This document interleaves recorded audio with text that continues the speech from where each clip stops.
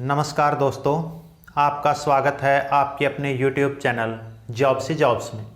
दोस्तों, इस चैनल पर हमने हरियाणा जीके की क्लासेज शुरू की हैं और हरियाणा जीके के अंतर्गत हमने शुरुआत की है हरियाणा के इतिहास से। हरियाणा के इतिहास के अंतर्गत हमने प्राचीन हरियाणा का इतिहास कंप्लीट कर लिया है। यदि आपने प्राचीन हरियाणा के इतिहास से संबंधित उन वीडियोज़ को नहीं देखा है तो उन वीडियोज़ का लिंक इस वीडियो के डिस्क्रिप्शन में दिया हुआ है, वहाँ जाके आप उन वीडियोज़ को देख सकते हैं। प्राचीन हरियाणा के इतिहास को कंप्लीट करने के बाद हमने शुरुआत की है मध्यकालीन हरियाणा के इतिहास की। मध्यकालीन हरियाणा के इतिहास के अंतर्गत हमारा जो टॉपिक चल रहा है वो है उत्तर मुगल काल। हरियाणा में उत्तर मुगल काल, और हरियाणा में उत्तर मुगल काल के अंतर्गत हमने पिछली वीडियो में चर्चा की थी 3 पॉइंट्स पर। हमने चर्चा की थी बंदा बैरागी के बारे में, हमने चर्चा की थी नादिर शाह के आक्रमण के बारे में और हरियाणा में अहीर शासन के बारे में। आज की इस वीडियो में उत्तर मुगल काल के अंतर्गत हम चर्चा करेंगे बल्लभगढ़ का उदय और पतन।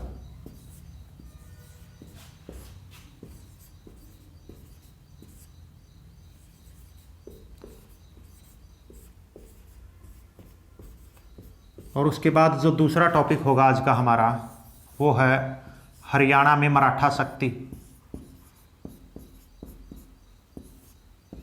हरियाणा में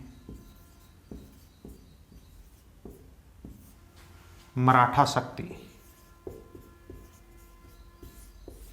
उत्तर मुगल काल के अंतर्गत आज हम इन 2 टॉपिक्स पर चर्चा करेंगे। हमारा पहला टॉपिक होगा बल्लभगढ़ का उदय और पतन, और दूसरा टॉपिक होगा हरियाणा में मराठा शक्ति। सबसे पहले हम चर्चा करते हैं बल्लभगढ़ का उदय और पतन।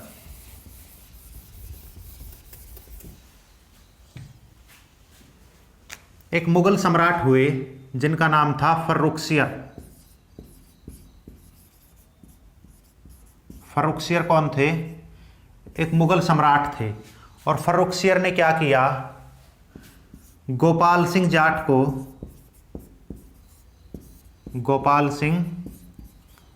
जाट को फरीदाबाद का चौधरी नियुक्त किया। ये प्रश्न कई बार पूछा गया है एचएसएससी में कि फर्रुखसियर ने फरीदाबाद का चौधरी किसे नियुक्त किया, तो आंसर क्या होगा, गोपाल सिंह जाट को। जो गोपाल सिंह जाट थे वो मुगलों के चाटुकार थे। तो गोपाल सिंह जाट जैसे ही फरीदाबाद के चौधरी बने तो गोपाल सिंह जाट ने सबसे पहले क्या किया, चरण सिंह को बंदी बना लिया। किसको बंदी बनाया? चरण सिंह को। क्यों? क्योंकि चरण सिंह मुगलों के विरोधी थे, मुगलों के खिलाफ थे। तो गोपाल सिंह जाट ने चरण सिंह को बंदी बना लिया। जैसे ही गोपाल सिंह जाट ने चरण सिंह को बंदी बनाया तो चरण सिंह के पुत्र थे बल्लभ सिंह। बल्लभ सिंह ने अपने पिता को छुड़वाने के प्रयास किए और बल्लभ सिंह ने अपने पिता को छुड़वाने के लिए सहायता ली भरतपुर के राजा की। उस समय भरतपुर के राजा थे सूरजमल।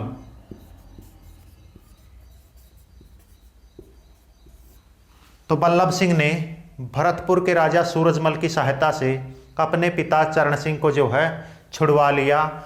और उसके बाद बल्लभ सिंह ने बल्लभगढ़ में एक किले का निर्माण करवाया। बल्लभगढ़ में एक किले का निर्माण करवाया जिसको हम बल्लभगढ़ का किला के नाम से जानते हैं।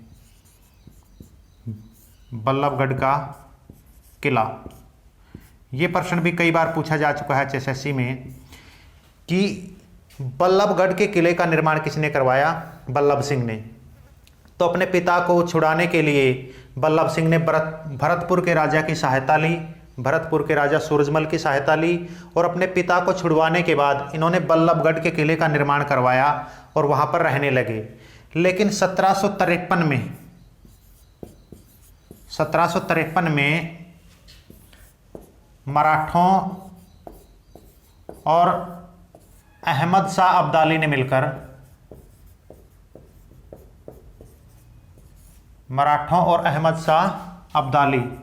इन दोनों ने मिलकर बल्लभगढ़ के किले पर आक्रमण किया और बल्लभगढ़ के किले पर कब्जा कर लिया और बल्लभ सिंह और उसके पुत्र की हत्या कर दी। तो इस तरह से हरियाणा में बल्लभ सिंह ने जो है बल्लभगढ़ में अपना शासन स्थापित किया और उसके बाद मराठों और अहमद शाह अब्दाली के द्वारा उसके शासन का अंत हुआ। एचएसएससी के एग्ज़ाम के पॉइंट ऑफ व्यू से बल्लभगढ़ का उदय और पतन बहुत ज़रूरी है। यहाँ से कई प्रश्न बनते हैं।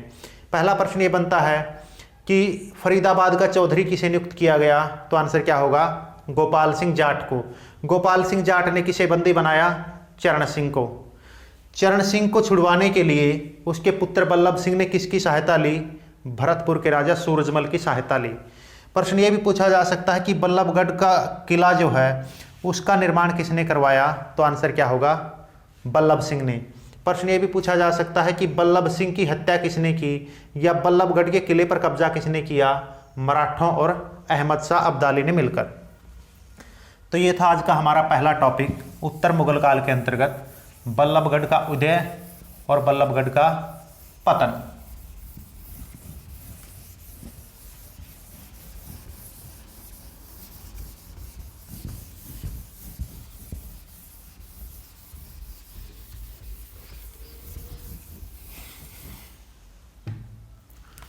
उसके बाद हमारा दूसरा टॉपिक है आज का, हरियाणा में मराठा शक्ति।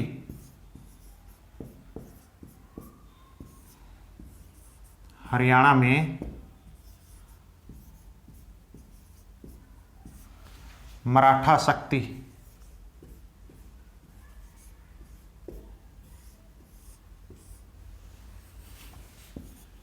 यहां से भी एचएसएससी में कई प्रश्न बनते हैं।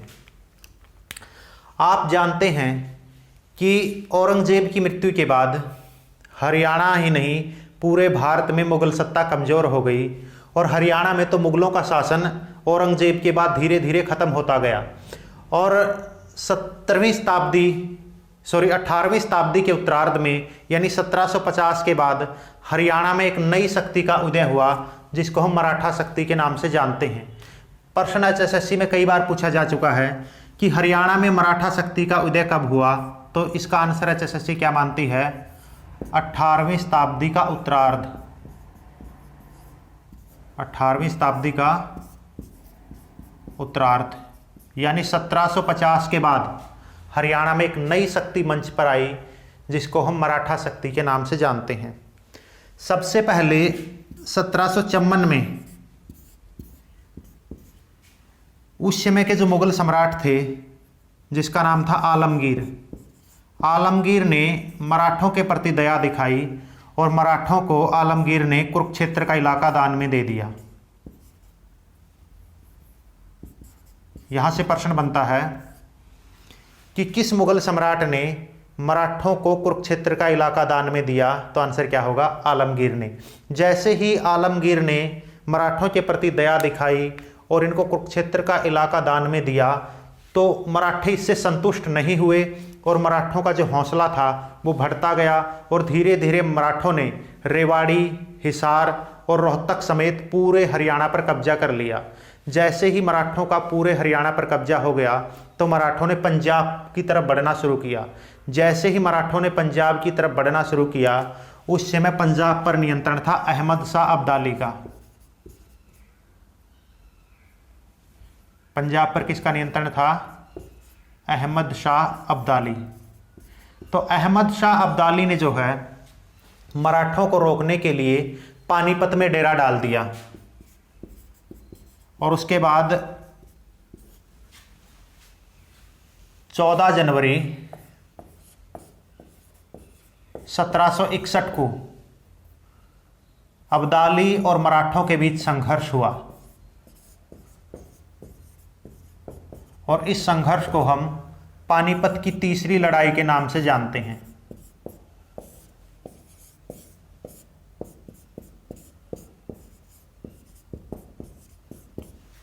चौदह जनवरी 1761 को अहमद शाह अब्दाली और मराठों के बीच पानीपत की तीसरी लड़ाई हुई। इस लड़ाई में अहमद शाह अब्दाली की जीत हुई और मराठों की हार हुई।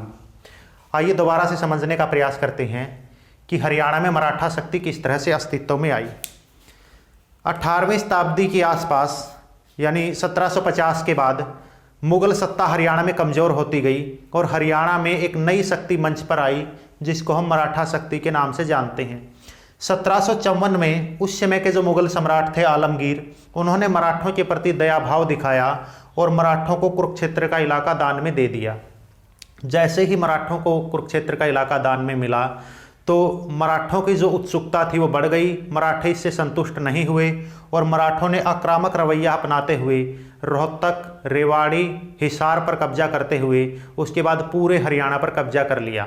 हरियाणा पर कब्जा करने के बाद मराठों ने अपना रुख किया पंजाब की तरफ। उस समय पंजाब पर नियंत्रण था अहमद शाह अब्दाली का।